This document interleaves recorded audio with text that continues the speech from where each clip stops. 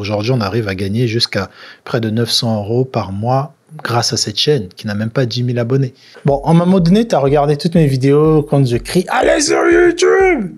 Je t'ai dit, bon, j'en ai marre. Comment je fais? Qu'est-ce que je fais? Qu'est-ce que je crée comme contenu sur YouTube?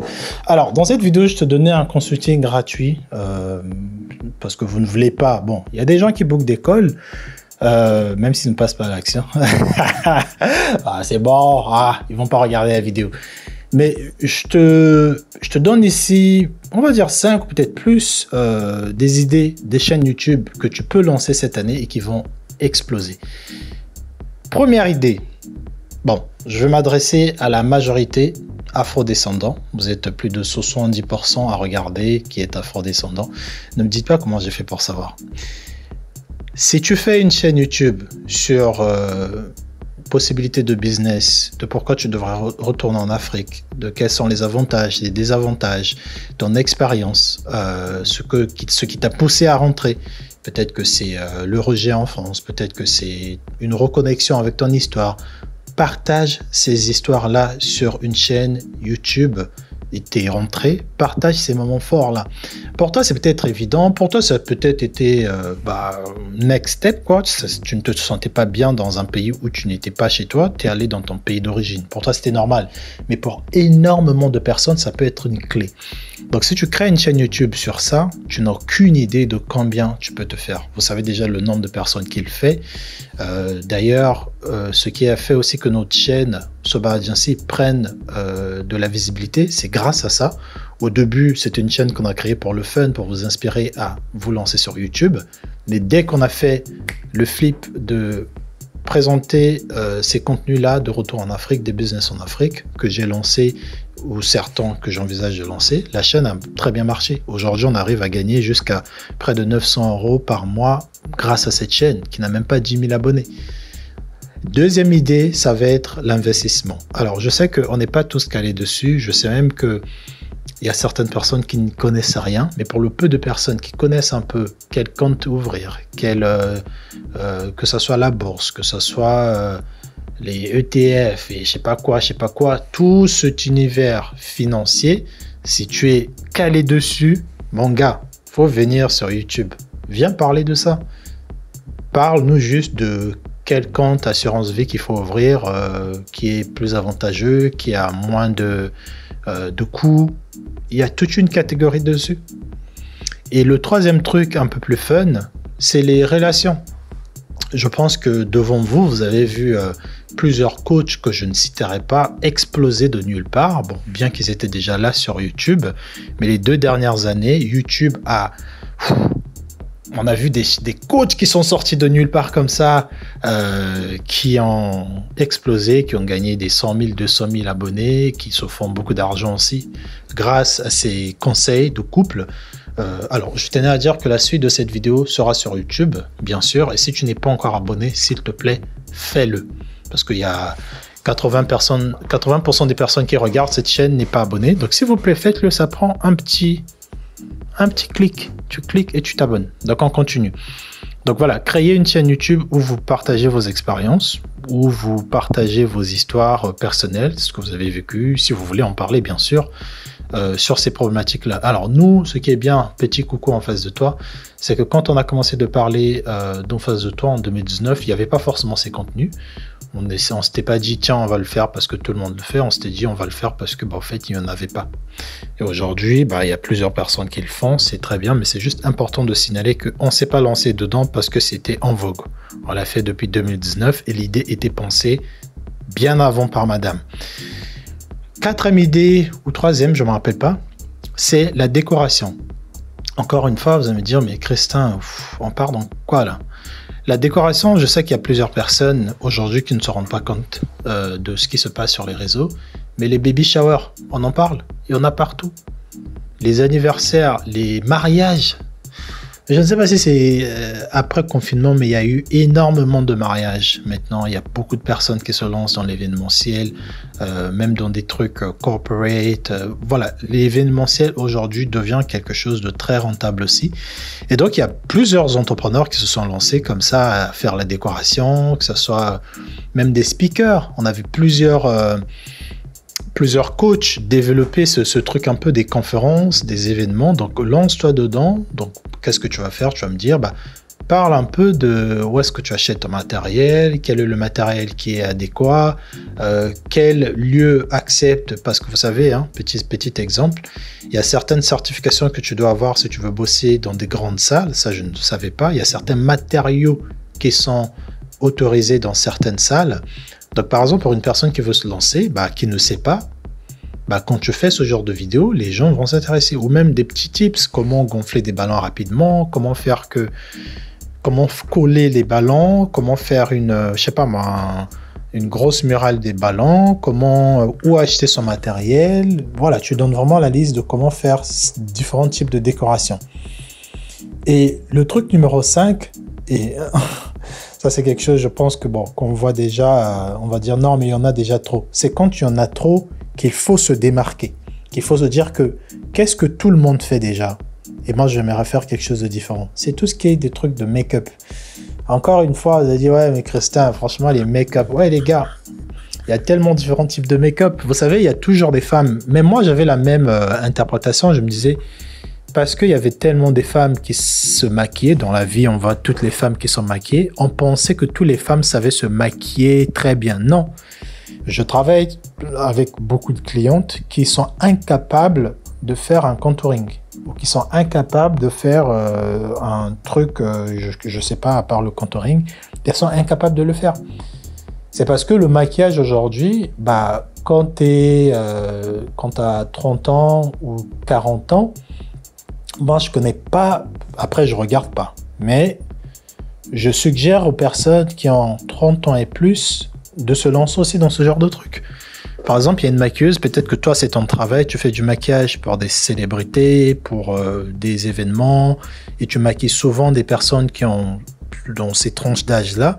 Crée une chaîne YouTube, viens donner des tutos, explique à ces potentielles personnes-là comment elles peuvent se maquiller, parce qu'il y a tellement des outils, des marques qui se créent aujourd'hui que, en plus, la facilité avec le maquillage, c'est que tu peux décrocher des partenariats rapidement, parce que c'est un marché qui est rempli, il y a tellement de produits. Ok, il y a beaucoup de compétition, mais encore une fois, c'est dans la compétition que tu peux facilement te démarquer. C'est quand tout le monde le fait qu'il faut trouver ce qui manque pour que tu apportes ta touche. Peut-être que ça va être, aujourd'hui vous l'avez vu, il y a des créatrices de contenu qui ont compris ça, qui parlent du maquillage, mais en vous racontant des story time. Ça marche très bien. Moi, 2 fois, on tombe sur des vidéos comme ça, il y a une nana qui parle d'une histoire, mais elle se maquille. Ça marche. Tandis qu'il y a 2 ans ou il y a 1 an, ce style de maquillage, en France, on le voyait quasiment pas. Peut-être que je regarde pas les vidéos de maquillage, mais actuellement, j'ai l'impression qu'on voit de plus en plus des femmes qui racontent des story time et qui se maquillent. Peut-être qu'avant, ça existait, mais c'était pas un truc trendy. D'accord? Et le dernier truc, quelque chose de très important, c'est les destinations de voyage. Alors, vous savez, les destinations de voyage resteront toujours quelque chose de très fascinant. Quand un couple ou même quand des amis veulent voyager, souvent, automatiquement, ils vont se dire que on va aller sur YouTube. Tu vas pas aller sur Insta pour regarder ça parce que c'est un peu chiant aujourd'hui de retrouver des hashtags. Tu vas sur YouTube.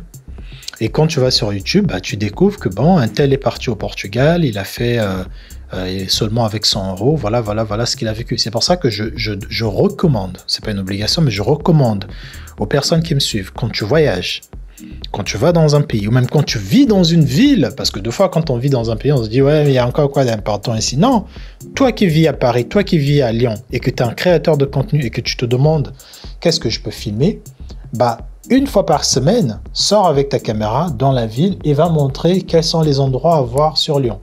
Quels sont les endroits où tu peux très bien manger. Par exemple, Lyon, c'est la ville de la gastronomie. Qu'est-ce que tu peux manger de pas cher sur Lyon? Quels sont les restaurants à connaître sur Lyon? Peut-être que tu ne veux pas tout filmer, mais au moins, essaie de voir comment tu peux parler des destinations de voyage parce qu'il y a tellement de personnes qui veulent venir dans ta ville, tu n'as aucune idée. Par exemple, il y a des personnes qui sont en Afrique qui veulent voir comment, avec 30 €, qu'est-ce que tu peux acheter, tu peux faire un marché avec 30 €, qu'est-ce que tu peux acheter dans un marché? Par exemple, moi, j'avais fait une fois une vidéo dans mon ancienne chaîne qui a été supprimée, où je montrais aux gens, c'était des Américaines, parce que mon ancienne chaîne YouTube était plus en anglais, et je montrais aux gens qu'est-ce que tu pouvais acheter dans un marché. Vous voyez les marchés de quartier avec 30 €, les gens, ils étaient surpris. Parce qu'aujourd'hui, dans un marché, avec 30 €, tu peux acheter tellement de fruits, tu peux acheter plein de fruits avec 30 €. Et les gens, ils disaient, what? In France, you can buy this? Sachant qu'aux États-Unis, tout ce qui est un peu planté à la main, carottes, légumes, machin, c'est super cher. Donc pour eux de voir un truc tout bête qu'on fait tous les jours, hein, pour eux de voir que tu pouvais le faire avec 30 € en plus à Paris, à l'époque, j'étais dans le 19e, je pense, 19e ou 8e, vers Bouchemont, je sais pas c'est où, mais les gens, ils étaient étonnés. Et je me rappelle, à l'époque, ça me faisait du contenu. Ok? Ou même, si toi, tu trouves que ton expérience n'est pas intéressante, parce que tu penses que c'est pas intéressant, bien que je pense qu'il y a toujours des choses à dire, enregistre des personnes. Demande à des étrangers, bah, qu'est-ce que tu trouves de Lyon? Comment tu trouves Lyon? Moi, c'est ce que je faisais avant. Je retrouvais des Américaines qui s'installaient à Paris ou des Anglaises qui s'installaient à Paris et je leur posais des questions. Bah, comment tu trouves Paris? Est-ce que Paris te plaît? Et ça cartonnait. Ça faisait des 30 000 vues. Ça me ramenait des sous. Donc, et des sujets, on peut continuer. Il y a même des trucs vraiment nichés. Par exemple, tout ce qui est décoration intérieure. Par exemple, la peinture, les meubles. Quels sont les meilleurs meubles, les alternatives avec des marques connues comme Ikea. Il y a tellement des trucs à faire sur YouTube. Quand je vous entends dire que Christin, YouTube c'est bien, mais je ne sais pas quoi faire sur YouTube. Mon gars, il y a tellement des trucs. Tu peux parler de religion, tu peux commenter des actualités tu peux commenter des podcasts. Il y a même des gens qui commentent des clips. C'est-à-dire que tu regardes un clip, à la fin tu dis, ce clip-là, il n'était pas bon. Et on les paye.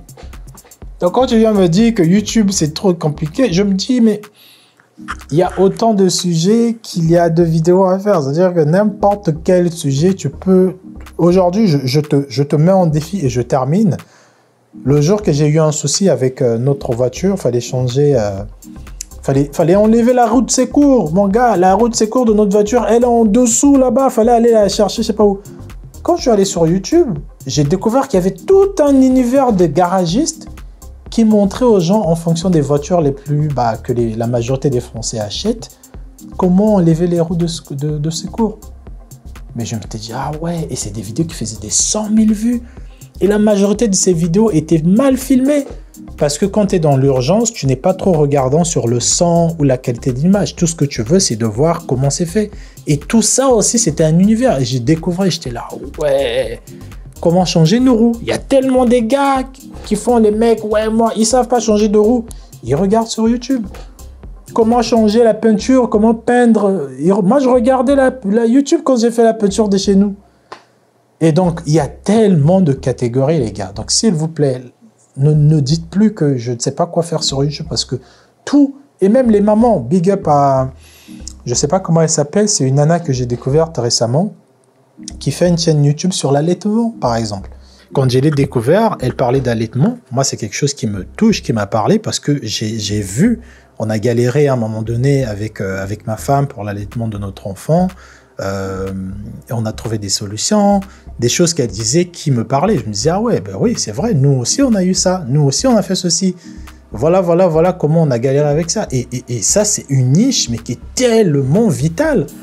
C'est-à-dire qu'il y a combien de nouvelles mamans aujourd'hui qui ne savent pas que quand tu n'as pas, ou quand tu es stressé, quand tu ne manges pas bien, ça peut affecter la production de ton lait, ou quand tu as trop de lait, comment faire pour le dégager? Est-ce que j'achète un tire-lait électrique ou manuel? Est-ce que si j'achète l'électrique, est-ce que je mets mon lait au congèle ou pas? Ça reste combien de jours, 48 heures ou pas? Il y a tellement de choses, les gars.